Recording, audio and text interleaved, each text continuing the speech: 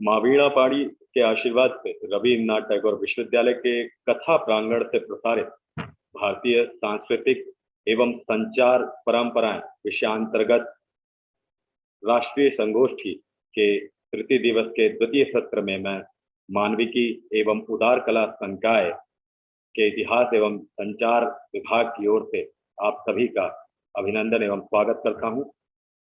3 दिवसीय ज्ञान का ये उत्सव हमारे कुलाधिपति एवं साहित्यकार श्री संतोष चौबे जी एवं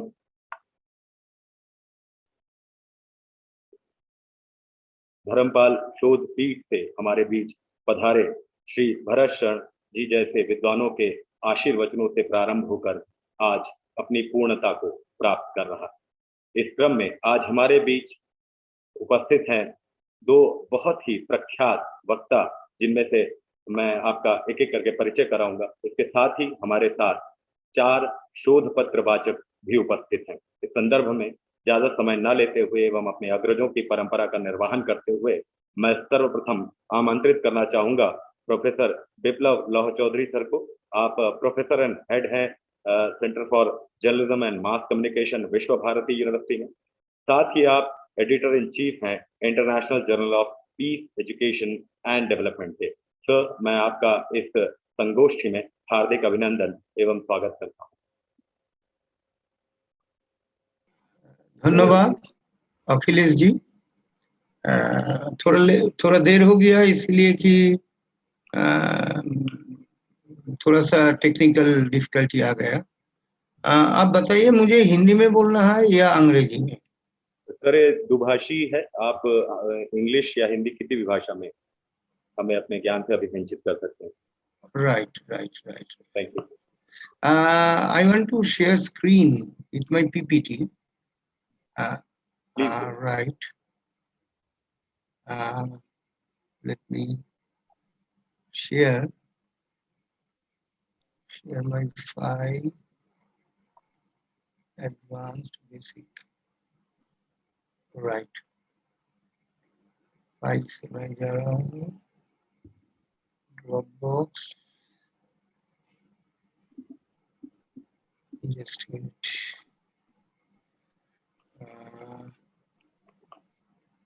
एक्चुअली लेट हो गया इसलिए, नहीं तो मैं ऐसे भी शुरू कर सकता हूँ। Okay, I will start. I'll ask my assistant to I'll just call him. He will prepare that. By that time I'll talk. Okay? Sure. इस दौरान मैं आप सभी को बताना चाहूंगा कि सर आज भारतीय शोध परंपराएं अर्थात इंग्लिश में कहें तो इंडियन रिसर्च ट्रेडिशन पे बोलने वाले हैं।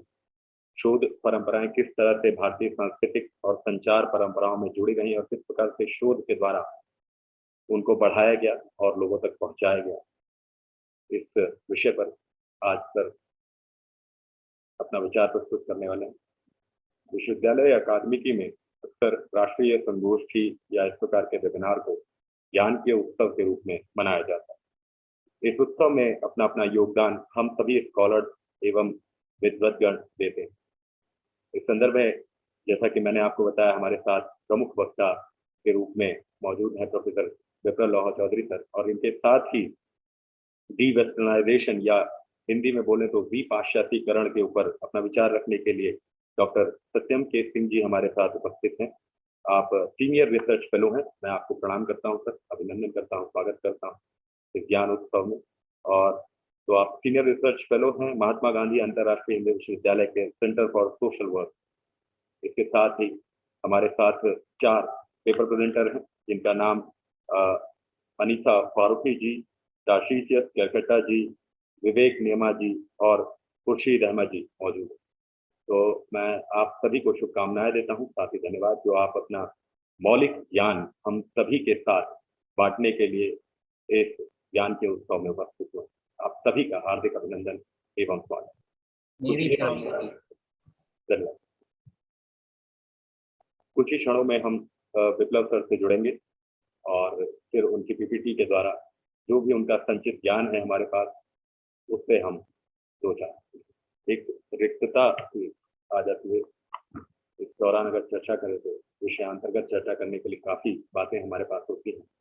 3 दिवस की इस यात्रा में हमने संचार की भारतीय संस्कृति के अनेक स्वरूपों को देखा।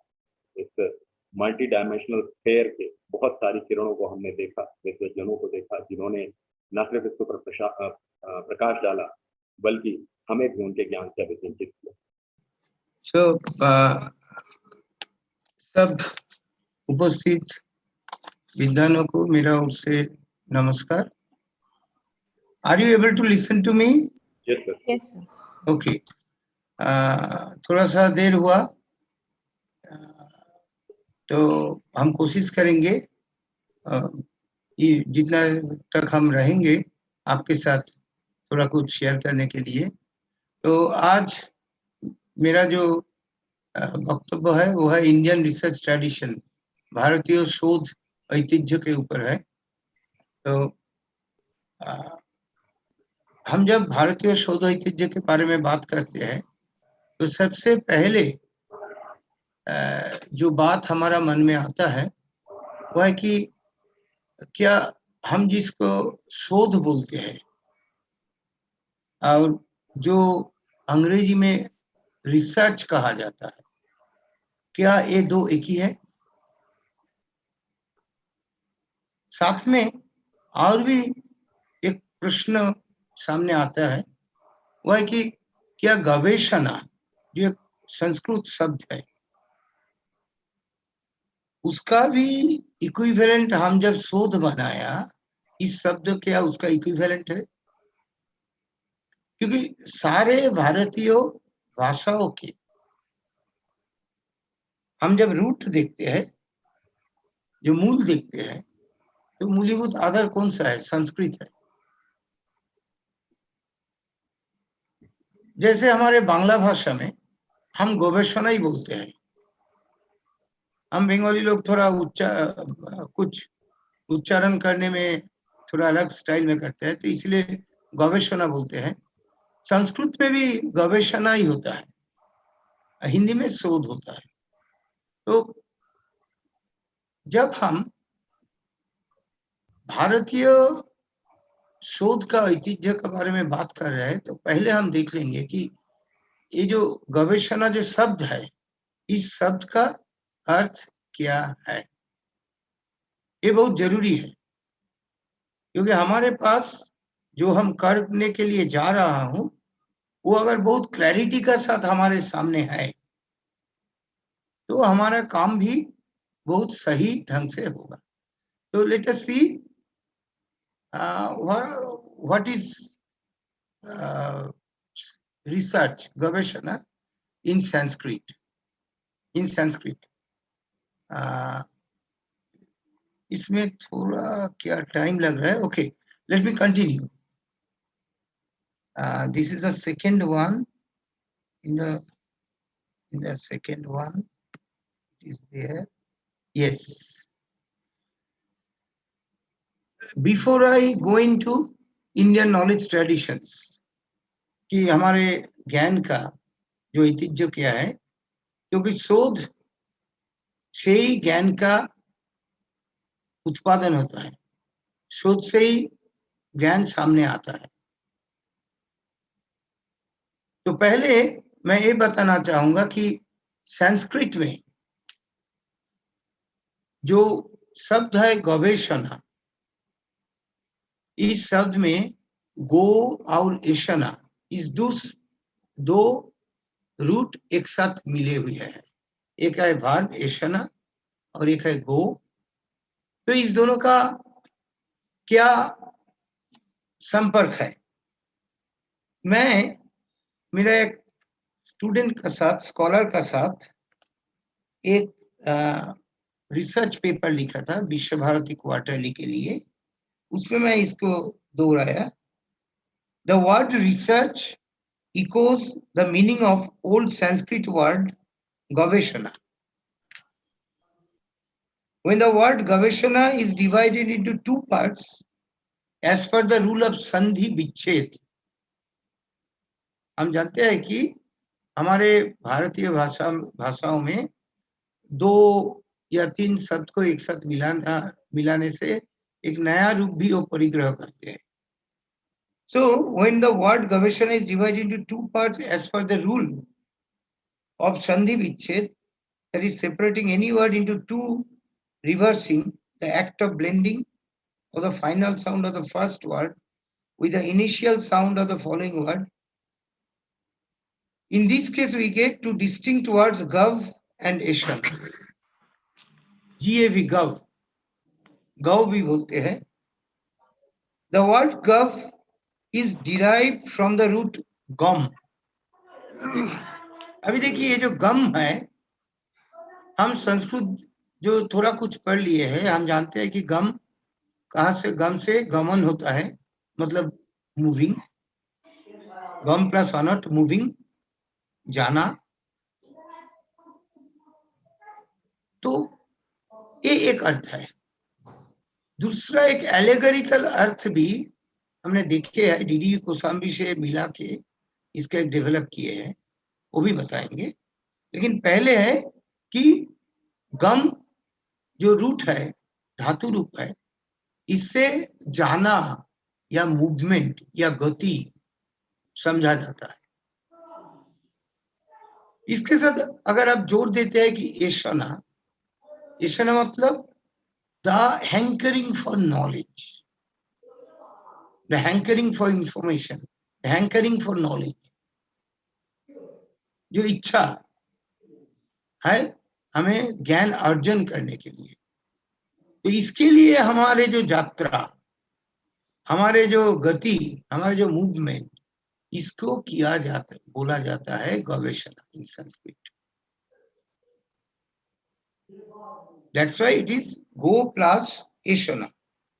The word eshana derived from the root word ish or es, and इसके साथ the suffix verb we call in Sanskrit and in Hindi we call it pratyay. It gives a specific meaning to the word. It means longing for something.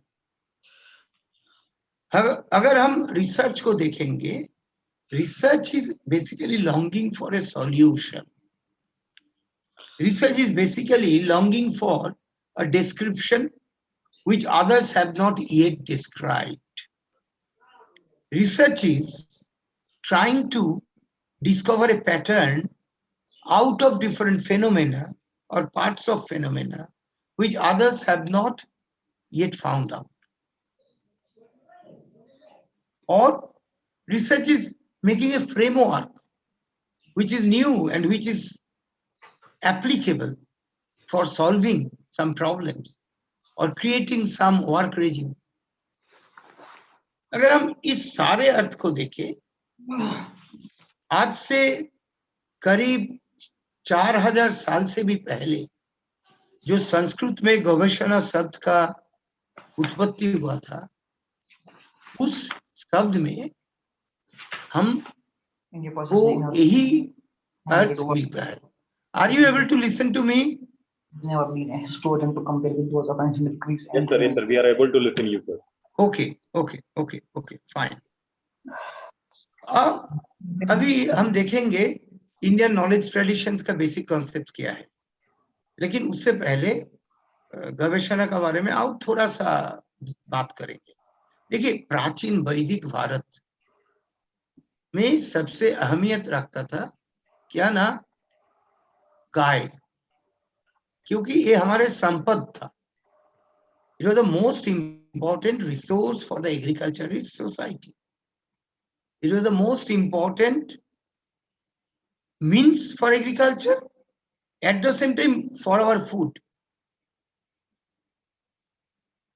हम लोग जानते हैं कि जो सबसे ज्यादा महत्व रखता है हमारे लिए, उसके लिए खोज भी बहुत ज्यादा होता है उसको अर्जन करने के लिए. तो मैं जब मैंने बोला, हमारे हिस्टोरियन का नाम कोसाम्बी, डीडी कोसाम्बी, आप सबको ही जानते हैं. तो मैं जब डीडी कोसाम्बी पढ़ लिया, क्योंकि गोत्रो एक शब्द होता है, गोत्रो, हम सबका गोत्रो है, हम जो सनातन धर्मी है, हम सबका गोत्र होता है। इस गोत्रों का बारे में वो जब बता रहे, वो बोल रहे कि काओ पैन, जिन सारे परिवार के लिए गो संपदा जो एक होता है सबके लिए, वही एक गोष्ठी को वही उसका गोत्र बन जाता है। ऐसा कुछ एक्सप्लेनेशन उन्होंने दिया। सो ऋग्वेदिक पीरियड में एरियंस के लिए सबसे बड़ा समस्या क्या था? हम जिसको आर्य बोलते हैं, हमारे पूर्वज, हम आर्य हैं। आर्य का मतलब ये नहीं है कि कोई एक स्पेसिफिक जाति गोष्ठी ट्राइब, नो।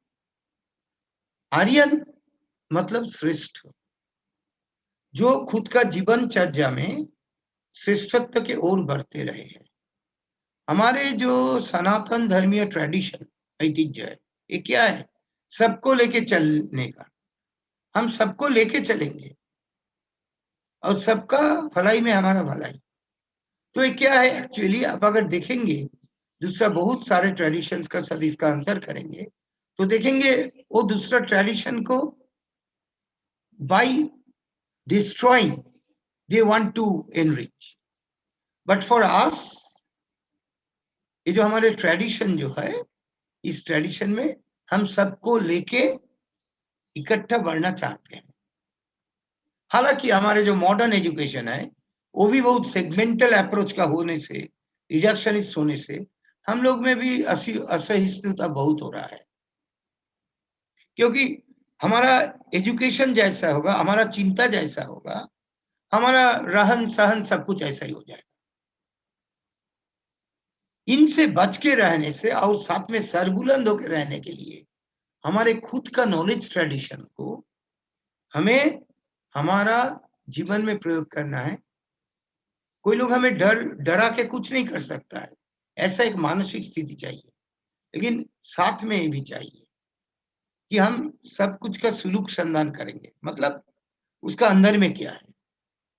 तो देखिए जो एरियन लोग थे, कितना हमारे पूर्वज कितना प्राज्ञ थे। देखिए नॉलेज से आगे होता है विजडम, प्रज्ञा। ज्ञान से आगे प्रज्ञा, बिकॉज प्रज्ञा इज ट्रांस हिस्टोरिक। एक जनरेशन के लिए नहीं, एक बिजनेस के लिए नहीं, एक संस्कृति के लिए नहीं, दिस बिकम यूनिवर्सल। हम दो तरीका का फैक्ट लेके काम करते हैं या दो तरीका का सच्चाई लेके।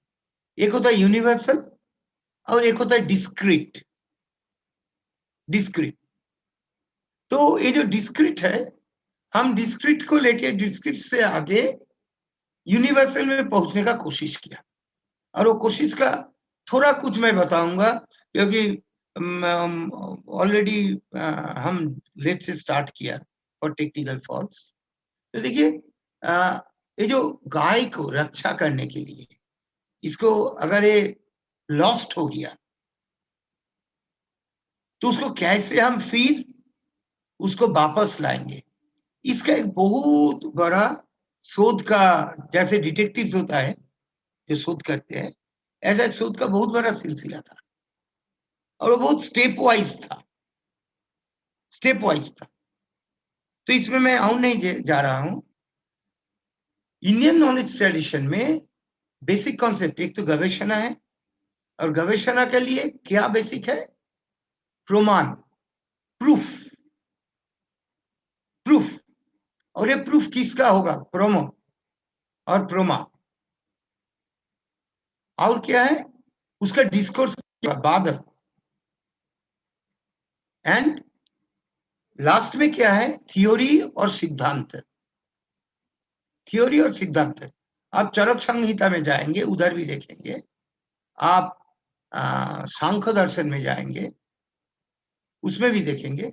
हर जगह पे इसका जिक्र है। इनफैक्ट भारत का जितना संहिता लिखा गया है, नॉलेज का किताब लिखा गया है, हर एक नॉलेज किताब में एक एक उसका पार्ट होता है, जो होता है कैसे वो रिसर्च किया, कैसे वो रिसर्च किया। आप देखिए, अगर आप अभी हमारे थीसिस लिखने का जो तरीका देखेंगे, उसमें एक चैप्टर बनता है कि हम कैसा तरीका से रिसर्च किया। तो प्राचीन भारत में भी हमारे लिए ये बात था। Now, the other concept is ज्ञान, all kinds of cognition, हम जो खुद समझते हैं। देखिए, हमारे समझने में बहुत सारे कुछ अलौकिक का प्रभाव होता है, बहुत कुछ हम उसका ट्रू जो प्रमाण होता है, ट्रू कॉग्निशन होता है, वो नहीं होके कुछ अलग तरीका का हो जाता है, जिसको हम बोलते हैं एजम्पशंस, प्रिजम्पशंस, इंट्यूशंस। अगर आप वेस्ट का रिसर्च ट्रेडिशन देखेंगे, वो इंट्यूशन से कैसे जा रहा है प्रमाण का ओर। और अगर आप भारत का बहुत प्राचीन गवेषणा का ऐतिह्य देखेंगे, उसमें हम बहुत पहले से ज्ञान वर्सेस प्रमा, that is true cognition and all kind of cognition, दोनों का बीच में एक अंतर हम किया है। ऋग्वेद में देखिए, गवेषणा का बारे में उसका जो स्तोत्रों का ही मैं इधर दिया हूं, उसमें आपको मिलेगा 1.132.03, इसमें आपको गवेषणा का बारे में मिलेगा। अच्छा, अभी सिद्धांत तो क्या होता है? हम आमतौर से बोलते हैं सिद्धांत का मतलब होता है थियोराइजेशन और एक तत्व खड़ा करना। भारत में प्राचीन काल में जितना भी तत्व इन्होंने किया, ये ट्रू कॉग्निशन का ऊपर किया। कभी भी कुछ भी अनुमान के ऊपर कुछ नहीं बोला गया था, कुछ भी नहीं बोला गया था। लेकिन अभी हमारा सामने वो सारे प्रमाण साक्षात रूप में हम नहीं डिस्कवर कर पा रहे हैं, इसलिए सब कुछ हम नहीं बोल सकते। अच्छा, सिद्धांत के बारे में नया सूत्र में आपको मिलेगा, उसका 1.1.26 से 5 उसका ही है, 5 उसका लेख है जो सिद्धांत का बारे में बताता है। चौरक संहिता में आपको मिलेगा, फिर विमानस्थानम चैप्टर 8 वर्स 37 में आपको ये मिलेगा। इसके बाद हम चले जाते हैं नेक्स्ट हमारे, एक सेकेंड,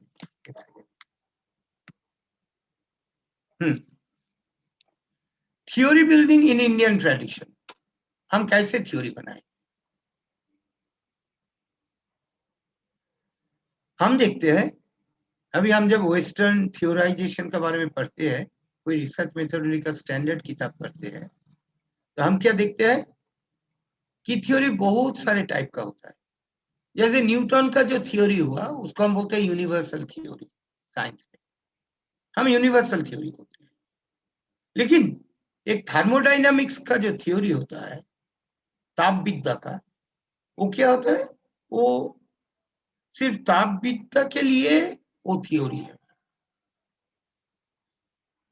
अब जब क्वांटम फिजिक्स का देखेंगे, वो भी यूनिवर्सल तरीका का थ्योरी होता है। लेकिन छोटे छोटे साइंटिफिक एरिया में बहुत सारे थ्योरीज बनता है। हमारे सोशल साइंस में भी हमें कुछ तरीका का थ्योरी मिलता है। कैसा कैसा? जैसे मैं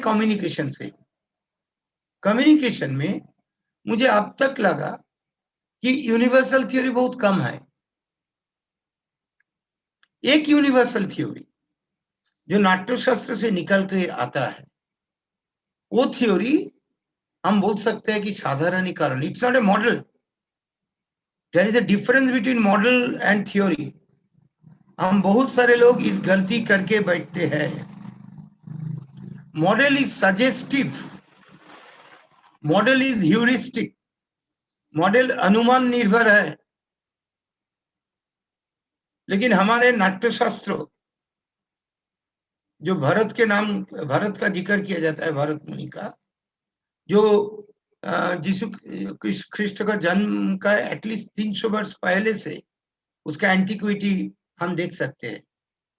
और इसको बहुत अच्छा तरीका से 7th या 8th सेंचुरी एडी में, ख्रिस्ट जन्म का 700 या 800 वर्ष बाद कश्मीर में अभिनव गुप्त ने व्याख्यान किया था। उसमें हमें एक थियोरी उभर के आता है, और वो थियोरी हर जगह पे लागू होगा। वो क्या है? थ्योरी ऑफ कॉमन ओरिएंटेशन, साधारणीकरण। देखिए, मैं इस सत्र में बात कर रहा हूं, आप सब इस सत्र में सुन रहे हैं, क्योंकि मैं रिसर्च लेके बात कर रहा हूं। अगर आपको रिसर्च में थोड़ा सा भी ट्रेनिंग है, अगर आपको इंडियन ट्रेडिशंस के ऊपर इन जनरल कुछ मेंटल प्रिपेयर्डनेस है, तो क्या होगा? आप मेरा साथ कॉमन ओरिएंटेशन में आ पाएंगे।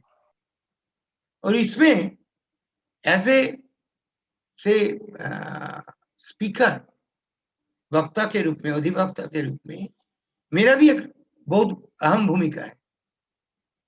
मुझे ऐसे करके बोलना चाहिए कि आपका साथ हमारा एक कॉमन ओरिएंटेशन, साधारण सूत्र मिल जाता है। वो कैसा है? देखिए, मैं जब बोल रहा हूं भारतीय सभ्यता का, सनातन धर्म का, दूसरा का साथ इसका डिफरेंस का मैं जब जिक्र कर रहा हूं, एक्चुअली मैं क्या कर रहा हूं? क्योंकि मैं एक भारतीय श्रोता से बात कर रहा हूं। मुझे ये समझ में है कि जब मैं ज्यादा से ज्यादा मध्य प्रदेश या उत्तर प्रदेश से बात करूंगा, उसके इस ट्रेडिशन का साथ लगाव बहुत ज्यादा है, तो मैं इसीलिए इसका जिक्र कर रहा हूं। अगर मैं जब यूरोप में इसका बारे में बोलता हूँ, इनफैक्ट इसका बारे में पहले तैयार किया था, when I was a guest professor in Europe, there I take different examples, different contexts, क्योंकि कॉमन ओरिएंटेशन के लिए कॉन्टेक्स्ट बहुत जरूरी है। देखिए, हमारा दुर्भाग्य है, हम सारे लोग, हमारे देश के जो शास्त्र है उसमें, लिंग्विस्टिक्स में भी, डिफरेंट लैंग्वेजेस में भी, हमारे कम्युनिकेशन में भी हम क्या पढ़ाते हैं? एरिस्टोटल का इथोस, लोगोस एंड पैथोस हमें पढ़ाते हैं। लेकिन हम ये जो एक, वो सिर्फ ओनली रेटोरिक के लिए लागू है, ओनली रेटोरिकल कम्युनिकेशन के लिए लागू है। वो मतलब दैट्स ए रेस्ट्रिक्टेड थ्योरी। लेकिन हमारा कॉमन ओरिएंटेशन वाला, अगर आप साधारणीकरण वाला देखेंगे, ये हर एक फील्ड में ये बहुत ही एप्लीकेबल है। कम्युनिकेशन का ये एक यूनिवर्सल थ्योरी। दूसरा एक यूनिवर्सल थ्योरी है थ्योरी ऑफ मैथमेटिकल कम्युनिकेशन। इसको भी बहुत सारे लोग मैथमेटिकल मॉडल ऑफ कम्युनिकेशन कहला के बुलाते हैं। That is wrong. Why it is wrong? देखिए, शैनन जब बेल लैब में काम कर रहे थे, यूएस का, बेल लैब में काम करने का समय उन्होंने एक मॉडल पहले खड़ा किया था। अच्छा, सबसे जो अहम बात है कि शैनन इसके लिए जो मॉडल खड़ा करने का जो काम था, इसको किया था उसका मास्टर्स डिसर्टेशन में। सोचिए, और फिर उसको उन्होंने बेल लैब में प्रैक्टिकली देखा, क्या ये सही होता है पूरा?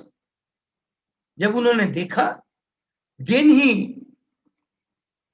wrote the theory of mathematical communication. मुझे लगता है यही दो थ्योरी है जो जनरल तरीका का थ्योरी है कम्युनिकेशन फील्ड में। ऐसा हर एक फील्ड का कुछ जनरल थ्योरी होता है, कुछ होता है जो बहुत ही रेस्ट्रिक्टेड एरिया में काम करते हैं। तो मैं आता हूँ हमारे साइड से, भारतीय ट्रेडिशन में क्या क्या बोला गया है थ्योरी के बारे में। चरक संहिता में मिलेगा, न्याय में मिलेगा। Theory is conclusion established by the examiners or investigators after testing in several ways and practical application through reasoning. Theory क्या है? आप बहुत सारे घटनाएं देख रहे हैं, उस घटना में आपको एग्जामिन करना पड़ेगा, टेस्ट करना पड़ेगा, रिटेस्ट करना पड़ेगा कि क्यों ये ऐसे हो रहा है, और अगर ये ऐसा होता है तो इसका पैटर्न क्या है। तो ऐसे हम थ्योरी तैयार करते हैं। Theory is something new. हमारे हर एक रिसर्च का एक तो लक्ष्य होना चाहिए, वो है कि हम कुछ नया देंगे, हम कुछ नया देंगे। अभी देखिए, ये जो नया देने के लिए बहुत ही इंटरेस्टिंग, कैसे हम समझेंगे हम कुछ नया दे रहे हैं? इसके लिए हम जो कपिल मुनि का जो सांख्य दर्शन है, सांख्य दर्शन, आप जानते हैं सांख्य दर्शन के बारे में। तो सांख्य दर्शन में 5 स्टेप बोला गया है, 5 स्टेप्स। आपका मन में एक टॉपिक आया है गवेषणा के लिए, रिसर्च के लिए। इस टॉपिक को आप स्टेज वाइज 5 क्वेश्चन में पूछिए, कोई भी क्वेश्चन आपका पास है। आप सोचते हैं कि इसके ऊपर आप शोध करेंगे, आप रिसर्च करेंगे, तो पहले उसको टेस्ट पार करने दीजिए। और ये जो टेस्ट है बहुत ही आकर्षक है। और प्राचीन भारत में हम भारतीय लोग जब गवेषणा करते थे, इस 5 प्रश्नों को बहुत जरूर पूछते थे। हर एक आइडिया हमारा जब मन में आता था, और उनमें से जो आइडिया ये 5 टेस्ट पास कर जाता था, 5 इंडिकेटर सीक्वेंशियल, उसको ही हम रिसर्च के लिए लेते थे, नहीं तो उसको छोड़ देते थे। अभी देखिए कितना इंटरेस्टिंग है, मैं आपको लिए पढ़ रहा हूं। आप जो टॉपिक 1 या 2 या 3 टॉपिक सोच रहे हैं कि हम इसके ऊपर रिसर्च करेंगे, एक रिसर्चर को बहुत काबिल होना पड़ता है। उसको खुद का मन में सब कुछ का एनालिसिस करने का कैपेसिटी होना चाहिए। मुझे तो ये बोलना है कि जिसका पास एक कैपेसिटी नहीं है, सिर्फ एक डॉक्टरेट करने से नौकरी मिल जाएगा, इसके लिए नहीं करना चाहिए, नहीं करना चाहिए। जिसको इसमें बहुत आकर्षण है, इंटरेस्ट है, और जो कुछ देना चाहते हैं दुनिया को, नया नया चीज निकाल के, उसको ही रिसर्च में आना चाहिए, उसको ही रिसर्च कैरियर में या टीचिंग एंड रिसर्च में आना चाहिए। क्योंकि रिसर्च में बहुत तगड़ा लोगों का जरूरत है। अभी क्या हो रहा है, जो रिसर्च अच्छा नहीं भी किया, कुछ नहीं किया, वो खुद भी जानते हैं, लेकिन एक डॉक्टरेट है तो बहुत कुछ में घुस पड़ते हैं और उसके साथ पॉलिटिक्स वगैरह वगैरह करके बहुत कुछ अचीव कर लेते हैं। इसमें देश का बुराई होता है, खराब होता है। तो आज नहीं, आज से हजारों हजारों साल पहले कपिल मुनि, जिसका आश्रम गंगा सागर में है, कपिल मुनि ने, वो एक दार्शनिक थे। हमारे मुनि ऋषियों दार्शनिक थे, तो उन्होंने 5 स्टैंडर्ड सेट किया था। आप जो टॉपिक लिया, पहले आपको सोचना पड़ेगा, does there really exist any misery और problem like this in this world? क्या ये सच ही एक प्रॉब्लम है, समस्या है, जो समाधान करने से अच्छा होगा? हाँ, लोगों का दुर्दशा का सॉल्यूशन करेगा। जैसे मेडिकल रिसर्च होता है, जेनेटिक रिसर्च होता है, बायोटेक्नोलॉजी का रिसर्च होता है, क्या लोगों का मिजरी दूर करने के लिए। अभी देखिए वैक्सीनेशन रिसर्च जो चल रहा है, कितना रूट से चल रहा है। कोई mRNA लेके कर रहा है, कोई डीएनए को तोड़ने का कोशिश कर रहा है, कोई सिर्फ पैथोजन को मैक्रो लेवल में देख के वो जो वायरस उसको कैसे पैदा करके शरीर में प्रवेश किया जा सकता है, इसका बारे में करते हैं। Why? Because this is a misery for us. This is a misery for us. हमारे दुर्दशा है, दुर्दैव है कोविड महामारी। तो first you have to look into this point. अगर आपने देखा that there exist no misery और problem in this world which I was thinking, मैंने जो सोच रहा था, अरे ये तो एकदम समस्या ही नहीं है, इश्यू ही नहीं है, तो उस टॉपिक को आप डिस्कार्ड करना। क्योंकि अगर आप इसके ऊपर रिसर्च करेंगे, शायद डॉक्टरेट मिल सकता है, शायद एमफिल मिल सकता है, लेकिन आप रियली एज ए रिसर्चर आपका एडवांसमेंट जीरो होगा, और आप जिसके लिए करेंगे उसके लिए भी इसका जीरो कंट्रीब्यूशन। अगर this stage that there exists, yes, this problem exists, this issue needs to be resolved, this misery needs to be solved, आपको लगा जो आपने इश्यू लिया था या टॉपिक लिया था, then you go to next level of questioning। पूछिए, खुद को पूछिए, अच्छा मैं जब इस प्रॉब्लम का सॉल्यूशन करूंगा वो क्या डिजायर्ड है या अनडिजायर्ड है? आप बोलिए, एटम बम बनाना भी तो एक डिस्कवरी था, एक शोध था, वो क्या जरूरी था? एटम के एनर्जी समझना जरूरी था, जो हमारे कनद ऋषि कनद ने भी किया था, और ग्रीस में डेमोक्रिट्स भी किया था। क्या आप सोचते हैं कि उन लोग को पास ये नहीं था कि कैसे हम बम बनाएंगे एक्सेट्रा एक्सेट्रा? आप अगर ऋग्वेद में जाएंगे तो आपका बहुत सारे संकेत मिलेगा, लेकिन हमारे मुनि ऋषियों उसको उधर छोड़ दिया। क्यों छोड़ दिया? वो खुद का आविष्कार से देश या मनुष्य का क्षति नहीं करना चाहते थे। तो ये बहुत जरूरी है कि मान लीजिए हमारा फील्ड में कोई एक रिसर्च कर लिया था, मैंने देखा था कि कैसे पोर्नोग्राफी को पॉपुलर किया जाए। Is this really desirable research? Not at all. तो ये सोचना बहुत जरूरी है, बहुत जरूरी है। और ये भारतीय ट्रेडिशन, सिर्फ एंड सिर्फ भारतीय ट्रेडिशन एक बढ़िया काम करने से पहले इतना कुछ सोचता है। आज हमारे दुर्भाग्य है कि हमारा ये सोच बदल रहा है, जो एजुकेशन का सिलसिला चल रहा है, इसलिए हम तकलीफ में और आगे बढ़ रहे हैं। अगर देखा गया इस सेकेंड स्टेज में कि हाँ solution of the problem is desired, ये नेसेसरी है, तो हमें क्या करना पड़ेगा? I have to ask myself a third level of question. वो क्या है? क्या मैं ये अटेंड कर पाएंगे? Is it achievable for me? अगर ये achievable है तो हम करेंगे।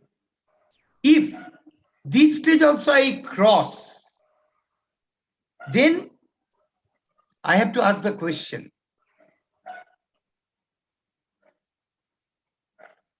इसको अटेंड करने के लिए मेरा पास पूरा संसाधन है, पूरा इसके लिए जो खर्च होगा वो मेरा पास है, इसके लिए कितना लोग लगेगा, क्या मैं अकेला ये कर सकता हूं? ये सारे क्वेश्चन पूछना पड़ेगा। सो कपिल मुनि ने आज से कितना हजारों साल पहले ये बात बता दिया था, लेकिन हमारे पढ़ने में नहीं आता है। मैं जानता हूं फिर आप सिलेबस जब हम करेंगे तो हम बाहर से ही नकल करके कर देंगे, क्योंकि इसमें थोड़ा थोड़ा हमारा लेबर चाहिए। हाँ, एंड अगर ये भी सही हो गया कि हाँ मेरा पास सारे संसाधन है, रिसोर्सेज है, लोग है, तो हम क्या करेंगे? फिर भी हमें क्वेश्चन पूछना चाहिए, जिसको हम लिटरेचर रिव्यू बोलते हैं। Are there alternative, easier alternative means to attain these already elsewhere? क्या ये रिसर्च पहले दूसरा कोई कर लिया है? अगर वो कर लिया है और उसका जनरल थ्योरी बना लिया है तो हम उसको अप्लाई करेंगे, फिर वही नहीं करेंगे। आज हमारे भारतवर्ष में, मैं मेरा फील्ड के बारे में बता सकता हूँ, ज्यादा से ज्यादा रिसर्च क्या हो रहा है, एक लोग इधर सोशल मीडिया लेके 2 काम कर लिया तो वही काम दूसरा जगह पे दूसरा लोग दूसरा ही लेके, क्या फायदा है?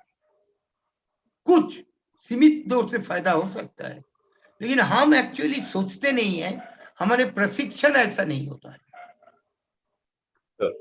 बहुत ही दुखद भाव है, जबकि हम भारतवर्ष को खुद का आत्मनिर्भर बनाने का कोशिश कर रहे हैं। मुझे ये बोलना है कि हमारे आत्मनिर्भरता का रास्ता निकलता है हमारे शोध का आत्मनिर्भरता का ऊपर, और हम इसमें इतना धनी है, इतना रीच है, हम उसको अभी तक छानबीन नहीं किया।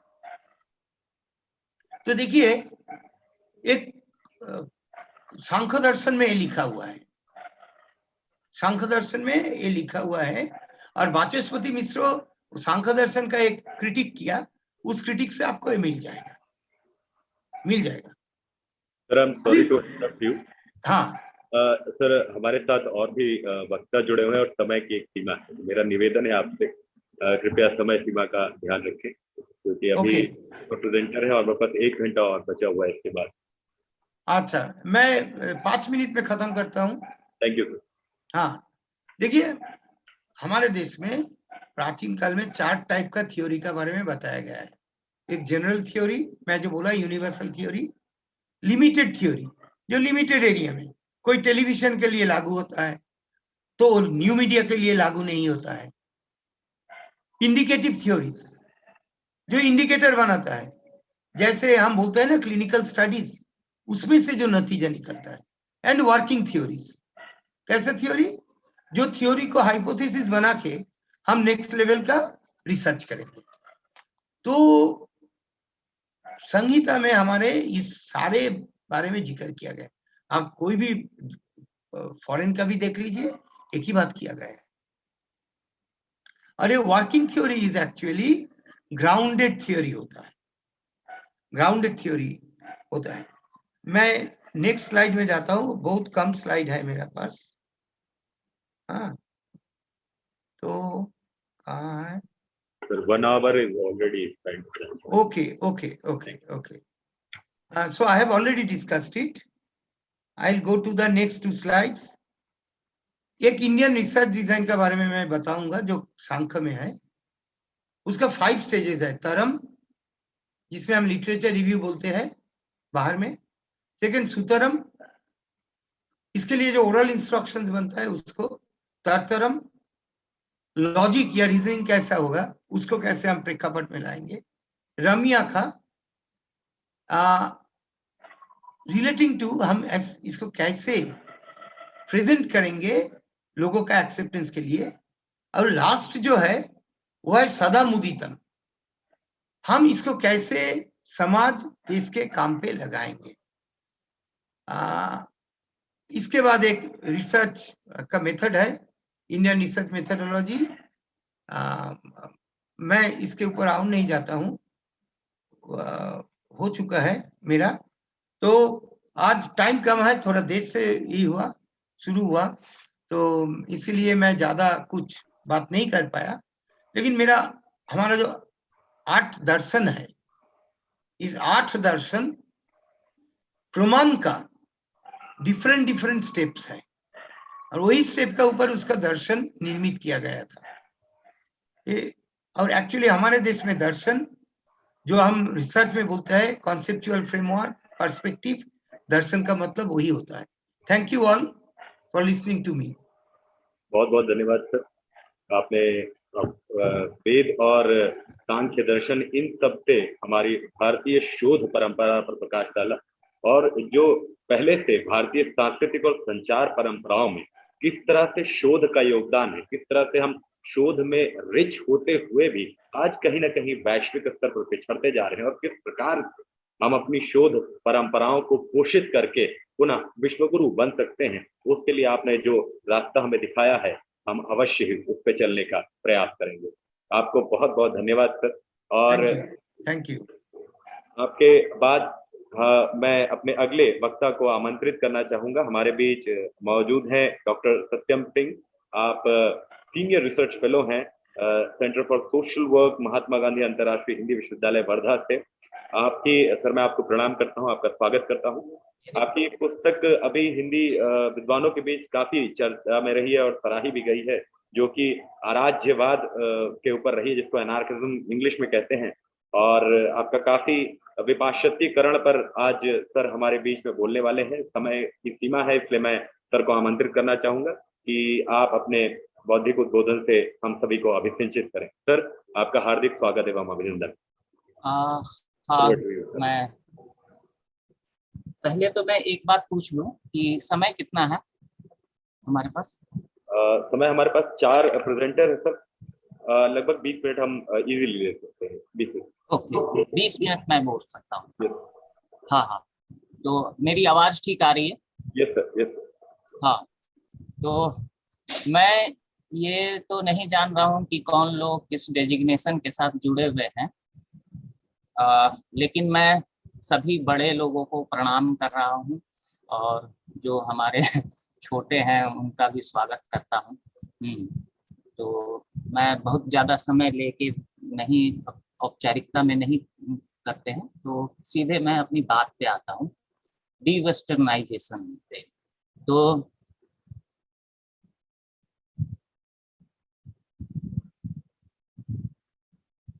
ये एक बात है कि इसके साथ जो शब्द जुड़ते हैं, आमतौर पे लोग सोचते हैं कि डी वेस्टर्नाइजेशन की बात जब आएगी तो लोग सोचते हैं कि कॉलोनियलिज्म क्यों नहीं किया गया, या और कुछ उपनिवेशवाद, या यही बात आप मॉडर्निटी के साथ कर सकते थे, क्योंकि आधुनिकता पर भी काफी बहस है।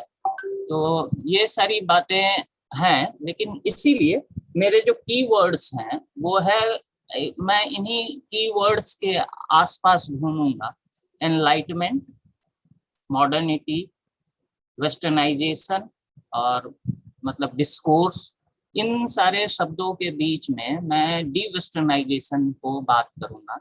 लेकिन मैं एक चीज पहले ही स्थापित कर लेना चाहता हूं कि कम्युनिकेशन क्या है। उसको हम लोग हिंदी में करते हैं संप्रेषण। यह सीधा रिश्ता इसका समाज से जुड़ता है, और उसको मैं और थोड़ा सा छोटे स्तर पे बारीकी से देखूं तो यह रिश्ता समुदाय से जुड़ता है। संप्रेषण और सम कॉमन है, कम्युनिकेशन और कम्युनिटी, समुदाय। इसमें कॉम जो है वो बहुत ही, अभी हम जिस .com की दुनिया में रहते हैं उससे ही, उसी का यह विकास, मतलब इसी सब चीज का विकास है .com। अब लेकिन ये बहुत ही पहले पीछे चलते हैं, और ये जो कम्युनिटी है वह समुदाय, इसका सबसे प्रारंभिक रूप है। अभी विप्लव दा ने जितना कुछ बोला वो मेरे बोलने को आसान कर गया, क्योंकि उन्होंने जो कुछ बताया मैं बहुत गौर से सुन रहा था, कुछ चीजें राइट डाउन भी किया हूँ। तो उन्होंने हालांकि रिसर्च के ऊपर बताया, मैं उनसे कुछ चीजें ले करके उसको लिंक करके बात करूंगा, कि मतलब उसके आभा में, उसके आलोक में मैं बात करूंगा कि संप्रेषण कैसे समुदाय से जुड़ता है। पहले तो मैं ये बात ये कर लूं, समुदाय, दाय भाग, हिंदी मतलब संस्कृत शास्त्रों में दाय भाग एक पूरा चैप्टर ही रहता है, जिसमें कि आप मतलब नए लोग इस चीज को नहीं समझ पाएंगे। दाय भाग क्या होता है? जो पैतृक संपत्तियों का दाय भाग होता था, जिसमें कि हम लोग हिस्सा, बंटवारा, जमीन, जगह, तो जो उस दाय भाग के हिस्सेदार होते थे दैट इज समुदाय। और कम्युनिकेशन क्या होता है कि संप्रेषण, वो हम किसी अर्थ को साझा करते हैं। जब एक कम्युनिटी या कोई भी ऐसे लोग जो एक ही मीनिंग, शेयरिंग ऑफ मीनिंग है, हाँ, जैसे मैं हिंदी में बात कर रहा हूँ, आप हिंदी में समझ रहे हैं, अंग्रेजी, अब मैं ब्रिटिशर एसेंट में या कोरियन लैंग्वेज में बात करने लगूंगा, मैं एक शब्द का इस्तेमाल करूंगा, उसके अर्थ को आप मतलब दूसरे भाषा भाषी वाले लोग उसको साझा नहीं करते हैं, उसके मीनिंग को साझा नहीं करते हैं। तो ये कम्युनिकेशन है, यानी हम साझे मीनिंग्स का, साझे अर्थ को हम लोग साझा करते हैं। तो पहले तो मैं अपने मीनिंग्स को ये स्पष्ट कर लिया कि मेरे अर्थों में कम्युनिकेशन, कई लोग कल भी बोले होंगे, जैसे मिथिलेश और राकेश भाई ने भी बात की होगी, तो मैं उस अर्थों में नहीं जा रहा हूँ क्योंकि उसमें बहुत वाइडर है, जैसे ट्रांसपोर्टेशन को भी लिया जा सकता है, मैं उस सब को भी लेते हुए मतलब लेकिन मैं अपना एंगल स्पष्ट कर लिया कि ये कम्युनिकेशन है, क्योंकि वो कहीं ना कहीं समुदाय और संप्रेषण, जब हम एक संप्रेषण का भी एक समाज होता है जैसे कि समुदाय होता है, ये एक चीज है। लेकिन डी वेस्टर्नाइजेशन मैं बधाई दूंगा कि मतलब जिन लोगों ने भी इस टॉपिक को चुना है वो बहुत बढ़िया है, क्योंकि डी वेस्टर्नाइजेशन वो चीज है कि इसका मतलब यह है कि वेस्टर्नाइजेशन एक फोर्स था, इंटेंसफुली पॉलिटिकल एक्ट था, वो इंटेंशनली किया गया था। तो मैं थोड़ी देर इस पर बात कर लेता हूँ कि वो इंटेंशनली कैसे दिखता है, हमारे पास क्या प्रमाण मिलते हैं। तो इसके लिए सबसे अच्छी किताब जिसको बनाया गया, मतलब वेस्टर्न लोगों ने ही बनाया, वेस्टर्नाइजेशन कैसे होता है।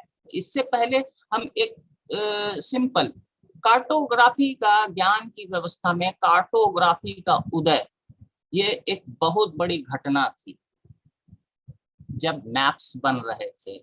नहीं तो पृथ्वी तो गोल है, पूरब और पश्चिम क्या, वेस्टर्नाइजेशन क्या। मैं इस पर सवाल खुद से ही कर रहा हूँ कि ये वेस्टर्नाइजेशन क्या है। इससे पहले तो पृथ्वी गोल थी, और हम लोग बचपन में एक कैलेंडर देखते थे, भारतीय परंपरा का।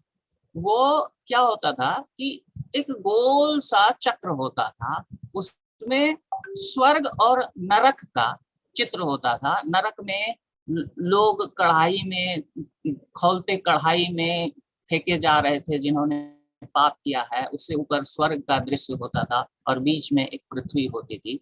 तो हमारे जहन में हम दुनिया को, उस समय के लोग, जब पहले के लोग, हम लोग मैप्स में दुनिया को हम लोग इस तरह से नहीं सोचते थे। जैसे आज हम कहते हैं कि ऊपर की ओर चले जाओ, यानी मैप्स में, पॉलिटिकल मैप्स में हम कश्मीर को देखते हैं, पूर्व पश्चिम गुजरात है, पूर्व में ये है, पूर्व में जापान है और पश्चिम में अमेरिका है। लेकिन आप देखिए कि विकास के दृष्टि से क्या जापान कभी कमजोर है? क्या इस गोल पृथ्वी पे कोई पूर्व और पश्चिम हो सकता था? या और पृथ्वी, ज्योग्राफर्स बताते हैं कि पृथ्वी का भी एक्सिस हमेशा 10 साल में हल्का सा टिल्ट हो जाता है। तो मैं इन सब चीजों को लेकर के बात कर रहा हूँ कि ये पूरब और पश्चिम कब कैसे बना। तो कार्टोग्राफी का एक उदय होता है ज्योग्राफी के अंदर का, वो भी विश्व को विजय करने या व्यापार करने के लिए। ये व्यापारीकरण का दौर था, मर्केंटाइल युग था, जब एक पश्चिम में यात्री लोग चले गए थे। इसमें सबसे पहला नाम आएगा मार्केटर प्रोजेक्टर। मार्केटर एक बड़े ये थे जो पश्चिम में थे, उन्होंने प्रोजेक्ट किया। पहले तो 2D ही था, जैसे कि हम कह रहे हैं कि हमारे दिमाग में ये इस तरह का नक्शा होता था। कुछ बुद्धिस्ट ट्रेडिशन में भी हम लोग कुछ इस तरह के नक्शे को देखते हैं। और मैं एक पीटर व्हाइटहील्ड का नाम लूंगा, जिन्होंने इस तरह के बहुत सारे नक्शे पर अध्ययन किया है उसको आप लोग देख सकते हैं। मैं बहुत तेज गति से भाग रहा हूँ। कार्टोग्राफी में अगर इंडियन ट्रेडिशन की बात करेंगे तो 18th सेंचुरी में भवभूति का नाम बहुत इंपॉर्टेंट हो जाता है। उन्होंने भी काफी रीजन्स पर बात किया था। और भारत में कई कार्टोग्राफर हुए, जैसे नयन सिंह हुए, और भारत में अकबर के आईने अकबरी में जिसका जिक्र मिलता है, वो उस समय में पूरा नक्शा बनाया था, जिसको कि अकबर ने ही या वारन हेस्टिंग्स के हाथ लग गया था, जिससे वो नेपाल का पूरा नक्शा था, और वो 2.5 फीट चौड़ा और 4 फीट लंबा था। इस तरह का नक्शा था। तो नक्शे से हम लोग को एक ऐसी जगह पे लाया गया जिससे कि हम लोग, जब कोपरनिकस ने कहा कि बहुत तरह की इस तरह की बात चल रही थी पश्चिम में कि पूरब और पश्चिम का इस तरह का विमर्श खड़ा किया गया। इससे पहले ज्ञान की व्यवस्था एकदम ऐसी नहीं थी कि पूर्वी और पश्चिमी, हम पूरब हैं, पूरब वाले हर जान की कीमत जानते, इस तरह का विभाजित नहीं था। आप देखेंगे कि कितने ही लोग, यात्री लोग आए भारत में और उसका जिक्र किया उन्होंने किताबों में, और इस तरह की कई किताबें लिखी गई जो यात्री लोग यहाँ से गए।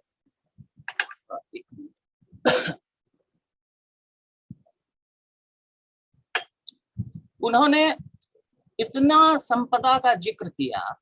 जैसे एक किताब मैं ठीक तरह से याद नहीं कर पा रहा हूँ, लेकिन आप इस बात को सिर्फ समझिए कि जवाहिराते अल हिंद, मतलब इस तरह के मतलब किताबें लिखी गई कि इधर आने पर ना, पूर्व की ओर आने पे जब वो लोग लौट के जाते थे कि जवाहरातों का पहाड़ है, ऐसा सोने की चिड़िया, इस तरह की बात होती थी। और ये सिर्फ भारत के साथ नहीं था, अफ्रीका के साथ सोने के लिए उसको क्या किया गया, गोल्ड के लिए। ऐसे ही एक कवि है जिसका नाम मैगलहास है, जो पुर्तगाली कवि था, और उसने पहली बार यात्रा करते हुए, वो जब लोग यात्रा पे निकलते थे ना, तो कई लोग जैसे पादरी को लेकर के जाते थे, आर्मी तो होती ही थी, पादरी को लेकर के जाते थे, कई मर्चेंट्स होते थे, सैनिक होते थे जो कि उस प्रदेश के, उस राज्य के होते थे जहां से वो स्पॉन्सर किया गया जाता था। तो इसमें पादरी होते थे और कई पंडित भी होते थे जो उस क्षेत्र के होते थे, क्योंकि वहां की ज्योग्राफी का पता सबको नहीं होता था, कई बार सेनाएं हार जाती थी। तो ये इसमें से एक पादरी ने जब ब्राजील से लौट करके स्पेन में यह लिखा कि ब्राजील में अकूत भूमि खाली पड़ी है और उसकी उर्वरता शक्ति कितनी ज्यादा है। ये सारा देख करके पश्चिम वालों को लगा कि ये दुनिया तो बहुत खोजी जानी चाहिए, और वहां पर तो इंडस्ट्रियलाइजेशन शुरू हुआ था। तो वो लोग भारत और इस तरफ जाने लगे जो कोलंबस ने ढूंढा, लैटिन अमेरिका।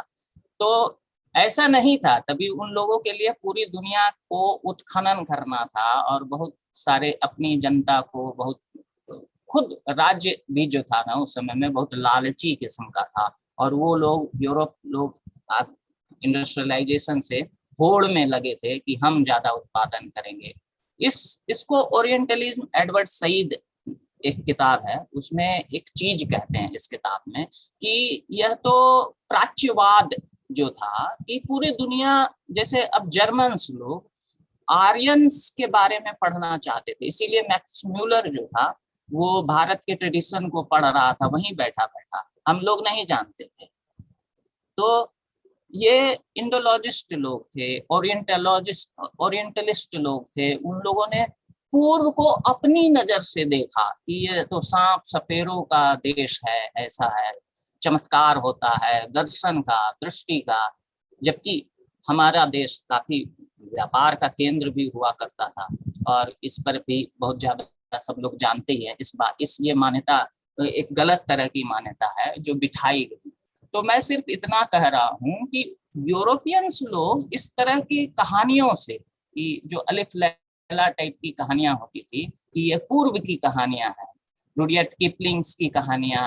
तो इस तरह से उन लोगों के मन में एक पूर्व की एक इमेज बैठा, एक छवि बन गई कि ये ऐसा है, जबकि वो रियल नहीं है। ये ठीक वैसा ही है जैसे हम अभी एक शाहरुख खान की फिल्म देख करके अमेरिका का अंदाजा लगाते हैं, क्या वहाँ झोपड़पट्टी नहीं है? वहां भी है, हार्लेम है, वहां भी। तो हम सिर्फ अब फिल्मों में सिर्फ हम मुंबई को देख लें तो क्या वो सिर्फ ताज होटल है? वहां पर भी एक बहुत बड़ा मतलब गरीब तबका रहता है। तो एक इमेज इंडिया का या पूर्व का जो बना, उन लोगों ने इन कार्टोग्राफी और इस तरह से इन चीजों से, इन सहायता से, इन चीजों की सहायता से उन लोगों ने बनाया पूर्व को।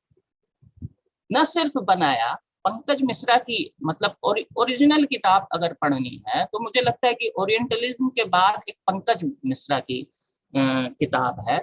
वो किताब है from the ruins of empire, revolt against the east waste.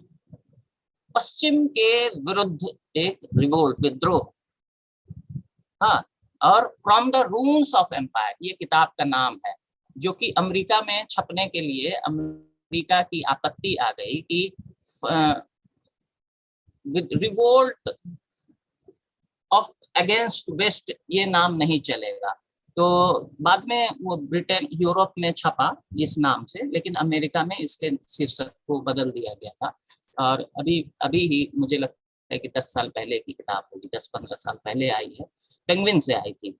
ये रून्स ऑफ एम्पायर में उन्होंने काफी एशिया के बारे में जिक्र किया है कि कैसे एशिया को कोऑर्डिनेट कर लिया गया, सब ऑर्डिनेट कर लिया गया, यानी इसको अपने अधीन कर लिया गया, पूर्व को अधीन कर लिया गया पश्चिम के द्वारा। तो ये जो डी वेस्टर्नाइजेशन की बात हो रही है, इस बात करने में सबसे जरूरी बात यह हो जाती है कि आप कम्युनिकेशन के मामले में डी वेस्टर्नाइज कौन होंगे। जैसे गांधी भी कहते हैं कि जो वेस्टर्नाइजेशन का दंश झेल रहे थे, जो अति वेस्टर्नाइज हो गए हैं।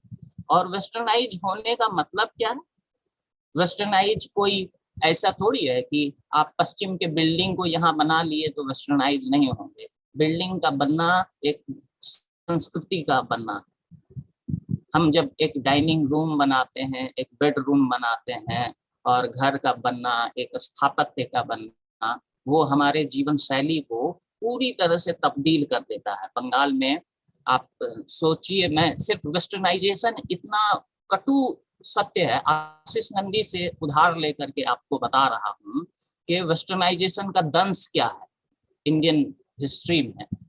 उन्होंने एक किताब लिखी है इंटिमेट एनिमी, और कई किताबें, एग्जाइल फ्रॉम होम, इस तरह की किताब को पढ़ने से लगता है कि जैसे अरविंद घोष, वेस्टर्नाइजेशन का दंश आप समझेंगे अरविंद घोष के जीवन का, जिसको कि आशीष नंदी ने साइको एनालिसिस किया है। वो है कि अरविंद के पिता इतने वेस्टर्नाइज थे कि उनके घर में देसी बोली बांग्ला नहीं बोली जा सकती थी। वहां पे उनके घर का नियम था कि आपको वेस्टर्न बोलना, इंग्लिश बोलना है, और अगर हिंदी बोलता हुआ कोई पाया, हिंदी या बांग्ला जो अपनी देसी बोली है, मातृभाषा बोलता हुआ पाया जाएगा तो वो पिटाई खाएगा। और अरविंद घोष बचपन में कई बार पिटाई खाए और उसको बंद कर दिया गया एक बार कमरे में, सिर्फ अपनी भाषा को बोलने के लिए। ये घर का नियम था। वेस्टर्नाइजेशन का दंश ये है, और थोड़े बड़े हुए तो लोगों को भेज दिया गया। ये एक लोगों की कहानी नहीं है, बंगाल में या पूरे देश में वेस्टर्नाइजेशन ऐसा ही। इसीलिए गांधी कहते हैं कि चिंता उनकी नहीं है जो लोग मतलब एकदम खेतीहर हैं, गरीब हैं, वो लोग अधीन नहीं है एम्पायर के, इस साम्राज्य के। चिंता तो उनकी है जो लोग बहुत मजे में वेस्टर्न हो चुके हैं, आधुनिक शिक्षा पाए हुए हैं। दिक्कत वो लोग औपनिवेशिक हैं, वेस्टर्नाइज हैं। तो अरविंद की बात मैं कर रहा हूँ, और बाद में उसको इंग्लैंड भेज दिया गया। और अरविंद घोष एक बाद में जब थोड़ा सा स्वतंत्र होते हैं तो वो इंग्लैंड में जाकर के बांग्ला सीखते हैं और बाद में आते हैं। तो आप जानते हैं कि अरविंद घोष एक क्रांतिकारी, बाद में महर्षि का पद पाते हैं और उसकी थ्योरी को पढ़ेंगे तो कैसे उसमें एक इंडियनाइज फॉर्म दिखता है उस थ्योरी में। हालांकि डार्विन का प्रभाव भी बहुत ज्यादा है उन पर, लेकिन वो अंततः डार्विन को इंडियनाइज करते हैं। तो मैं ये तीन चीज को लेकर के एक बात रख रहा हूँ कि ये दंश है, वेस्टर्नाइजेशन करने का एक दंश है पंकज। तो ये और एक और बात मैं यहाँ पे रखना चाहूंगा कि पूर्व और पश्चिम जब बात की जा रही है ना, तो वो लोग, आप किसी भी इंटरनेट पे आप देखेंगे कि पूर्व आप जैसे ही लिखेंगे तो पूर्व में प्रमुख देश कौन होंगे, साउथ ईस्ट एशिया, एशिया एक फिगर आता है, उसमें चीन, जापान और भारत। तो पंकज मिश्रा उस किताब में कहते हैं कि पहला चैप्टर है उसका कि कोऑर्डिनेटेड, सब ऑर्डिनेटेड, अधीनस्थ कर लिया गया एशिया, और आखिरी चैप्टर लिखते हैं कि री इन्वेंशन ऑफ एशिया, एशिया पुनर्जाग, फिर से जागना क्या था एशिया का। तो वो कह रहे हैं 1905 में रूस जो तभी इस पृथ्वी पे सबसे बड़ा साम्राज्य था और लगभग आधी पृथ्वी तक उसका साम्राज्य फैला हुआ था, वहां से वो पहले ये रास्ता नहीं था जिस समय 1905 की बात है, वो लगभग आधी पृथ्वी को घूम करके जापान को जीतने के लिए आया था। और त्सुशिमा स्ट्रेट पर एक जापानी एडमिरल टोगो जो भी उच्चारण करें, वो दो, जैसे भारत और श्रीलंका के मैप को अगर आप ध्यान दें तो इस बीच में ऐसी जगह पे उसको अटका देता है इतने बड़े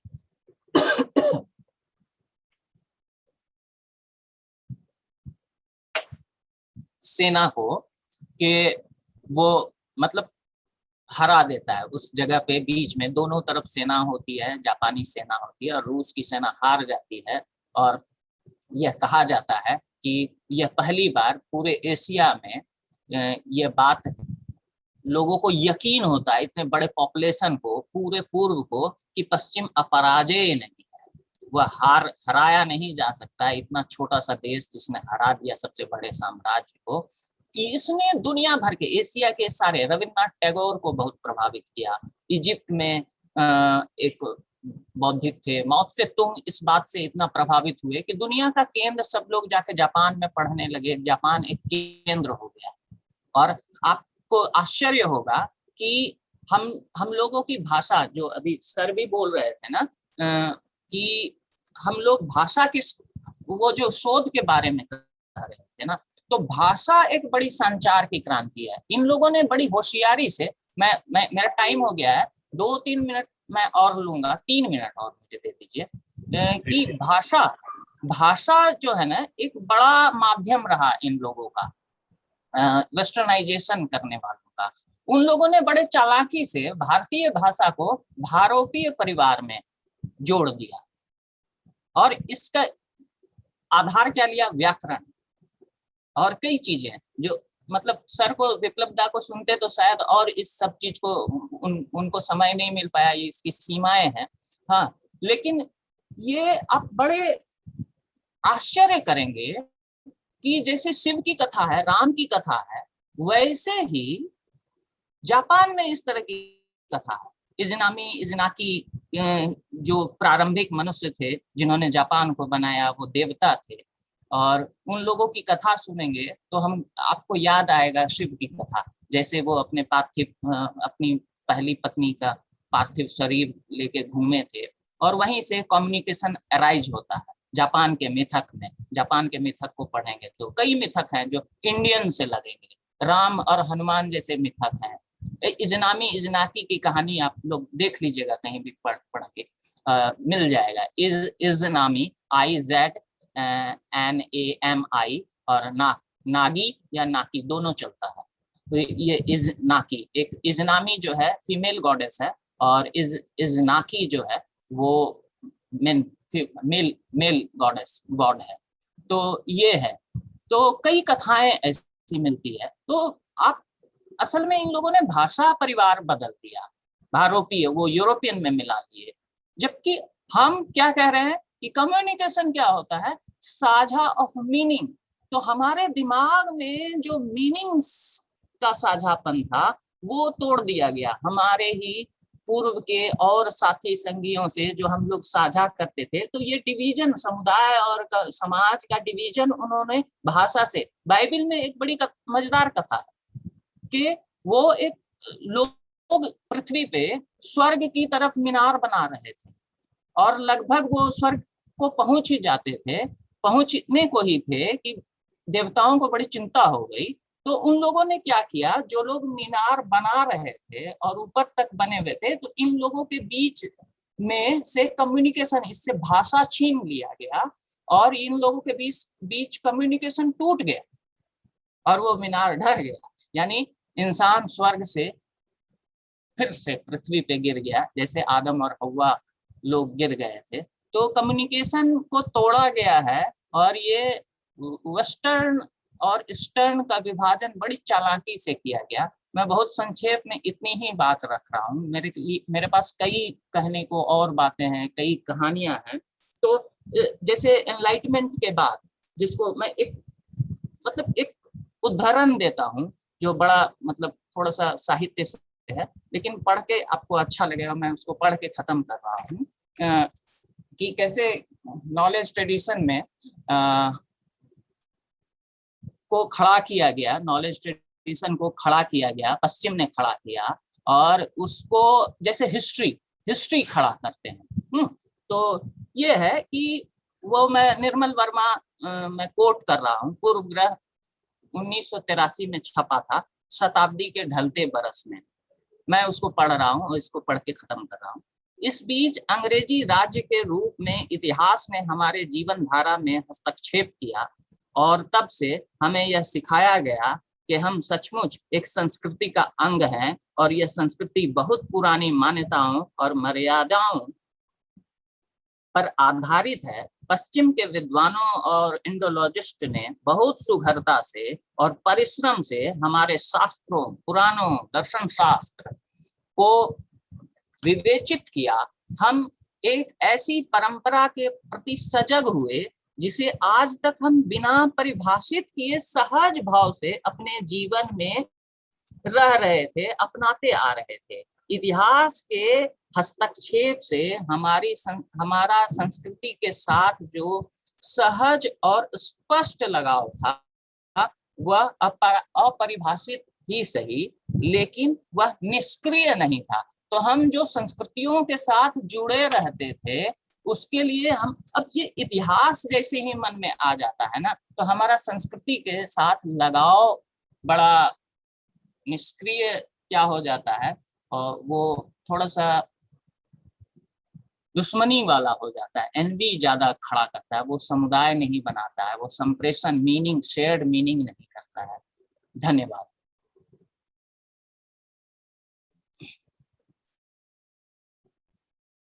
बहुत बहुत धन्यवाद सर। विपाश्चातीकरण को न सिर्फ आपने पाश्चात्य अर्थात पश्चिम दिशा की तरफ से पकड़ते हुए और उसकी साहित्यिक विवेचना भी की, एवं साथ ही हमारे इतिहास को भी टटोला, जो कि भारतीय संस्कृति जिसमें है, भारतीय संस्कृति लाइव होती है। जैसा कि रामधारी सिंह दिनकर भी अपनी पुस्तक संस्कृति के 4 अध्याय में लिखते हैं कि सभ्यता की उन्नति अल्पकाल में होती है, जबकि संस्कृति विस्तृत कालीन सभ्यता की ही परिणति है। तो यही आपने अभी कहा, इसके साथ ही मैं ये जोड़ना चाहूंगा। और सर मैं साधुवाद देता हूं बहुत ही अच्छे उद्बोधन के लिए, और साथ ही मैं आपसे निवेदन करता हूं कि आप हमारे बीच चेयर प्रेजेंटेशन के रूप में है सर, आप चेयर कर रहे हैं इस सेशन को। हमारे बीच 4 वाचक हैं जो कि अपने अपने शोध पत्र का वाचन करने वाले हैं। इस क्रम में एक एक करके मैं उन चारों को बुलाऊंगा और वे आपके मैं ये चाह रहा हूँ कि अगर 1-2 मिनट कोई सवाल है, 1-2 कोई सवाल हो तो वो भी कर लिया जाता तो। बिल्कुल सर, मैं एक बार चेक कर लेता हूँ। अगर किसी का भी क्वेश्चन हो तो यहाँ क्वेश्चन आंसर के भी पैनल है हमारे पास। अभी कोई ओपन क्वेश्चन नहीं है। इसके साथ ही there is no raised hands and no comment at all, except this session was really enriching our knowledge, sir. So thank you for a fruitful session, sir.